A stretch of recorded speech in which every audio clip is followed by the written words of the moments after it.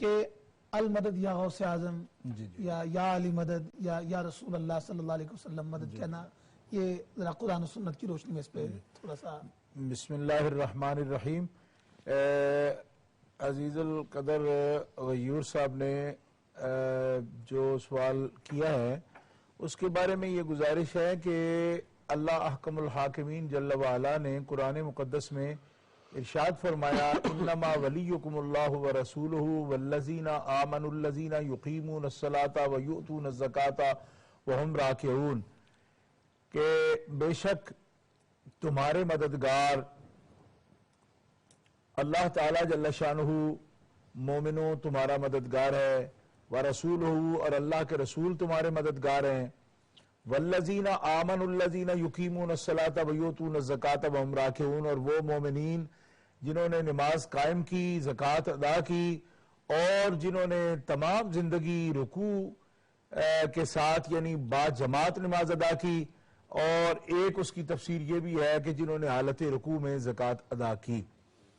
وہ تمہارے مددگار ہیں۔ یہ قرآن میں عرض کر رہا تھا کہ قرآن مقدس میں اللہ احکم الحاکمین جل وعلا نے ارشاد فرمایا کہ تمہارے مددگار اللہ تمہارا مددگار ہے، اس کے پیارے رسول جناب محمد رسول اللہ تمہارے مددگار ہیں، اور مومنین کاملین جو اولیاء کاملین ہیں وہ تمہارے مددگار ہیں۔ یہ قرآن کی نص صریح ہے صحیح جی۔ اور یہاں پہ سیاق و سباق دیکھیں قرآن پاک میں، یہاں ولی کا معنی مددگار ہی ہے۔ کیوں کہ اولیاء کا معنی دوست بھی ہوتا ہے، ولی کا معنی دوست بھی ہے، مددگار بھی ہے، اور متصرف الامور بھی، کئی معنی ہیں اس کے، مگر سیاق و سباق سے معنی کا تعین ہوتا ہے۔ علماء تفاسیر جو ہیں وہ بھی اس بات کے قائل ہیں، اور اصول تفسیر کا بھی یہ قاعدہ ہے، اس لیے کہ مومن مسلمان حیران تھے، اللہ احکم الحاکمین جل وعلا نے ان کی حیرانگی کو دور کرنے کے لیے فرمایا کہ تمہیں کسی قسم کی تمہیں کوئی پریشانی نہیں ہونی چاہیے، کہ اللہ تمہاری مدد پر ہے، اللہ قادر و قیوم ہے، اور اس کی اقتدار میں اور اس کی قدرت میں کوئی کمی نہیں، اور پھر اس کے رسول تمہارے ساتھ ہیں، وہ تمہارے مددگار ہیں، اور پھر اس کے اولیاء کاملین وہ تمہارے مددگار ہیں۔ تو ان کے ہوتے ہوئے تمہیں کسی قسم کی فکر کی ضرورت نہیں ہے۔ اگر یہ آمنوا من یرتد منکم عن دینہ فسوف یأتی اللہ بقوم یحبهم ویحبونہ، سباق آیت اور سیاق آیت دیکھیں تو بالکل یہ واضح ہو جاتا ہے کہ یہاں پہ ولی کا معنی مددگار ہے، اور یہ نص صریح ہے کلام پاک کی، کہ جس میں اللہ احکم الحاکمین جل وعلا فرما رہا ہے کہ جن کی بھی مدد اللہ اس کے رسول اور ولی فرماتے ہیں ان کو کسی قسم کی کمی نہیں رہتی، اور کوئی ڈرنے کی ان کو ضرورت نہیں۔ وَمَن يَتَوَلَّ اللَّهَ وَرَسُولَهُ وَالَّذِينَ آمَنُوا فَإِنَّ حِزْبَ اللَّهِ هُمُ الْغَالِبُونَ۔ یعنی کلام دیکھیں،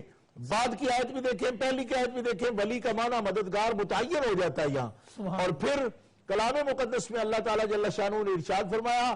اپنے حبیب صلی اللہ علیہ وسلم کو تسلی دیتے ہوئے، قرآن کی نص صریح اس پر موجود ہے کہ ان اللہ هو مولاه وجبریل وصالح المؤمنین والملائکۃ بعد ذلک ظہیر، کہ اے حبیب صلی اللہ تعالی وسلم آپ کو کوئی بھی پریشانی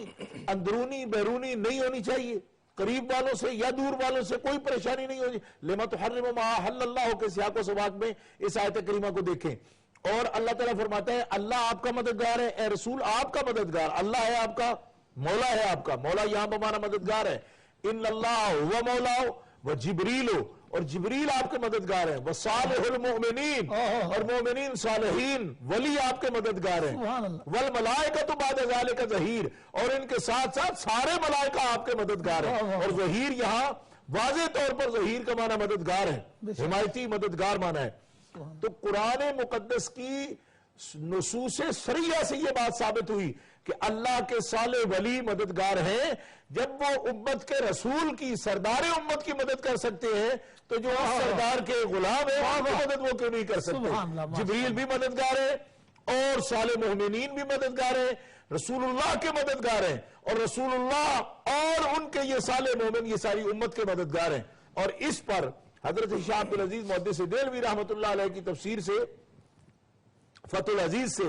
یہ حوالہ بھی میں ہمیشہ پیش کیا کرتا ہوں، اور یہ روشن ہے اس لیے کہ شیخ المحدثین حضرت شاہ عبدالعزیز محدث دہلوی ایک تو ہندوستان میں جتنے بھی مکاتب فکر ہیں ان کے محدثین کے استاد ہیں وہ، یعنی اگرچہ وہ غیر مقلدین کا طبقہ ہو یا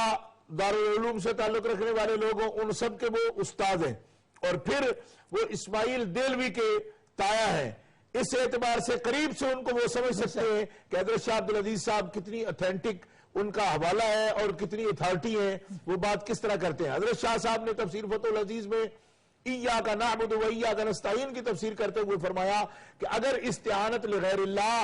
بوجہ کہ اعتماد برا غیر نباشد بورا مظہر عون الہی داند، این و استعانت نہ صرف رواست بلکہ طریق انبیاء و اولیاء است۔ آپ فرماتے ہیں اگر ولیوں کو، اللہ کے ولیوں کو اللہ کی مدد کا مظہر سمجھتے ہوئے پکارتے ہو، یا علی پکارتے ہو یا عبد القادر جیلانی پکارتے ہو، اللہ کی مدد کا مظہر سمجھ کے اگر پکارتے ہو تو یہ شرک و کفر یا بدعت نہیں، بلکہ یہ تو انبیاء کا بھی طریقہ ہے، یہ اولیاء کا بھی طریقہ ہے کہ وہ اللہ کے بندوں کو، نبیوں کو بھی اور ولیوں کو بھی اللہ کی مدد کا مظہر سمجھ کے پکارتے ہیں، اور تم بھی اگر پکارتے ہو تو کفر و شرک کا خیال نہ کرو، یہ تو انبیاء کا بھی طریقہ ہے، اولیاء کا بھی طریقہ ہے۔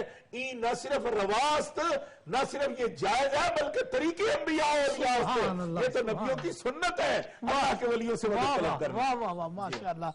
ماشاءاللہ۔ غیور صاحب کا سوال اور خوبصورت قرآن کی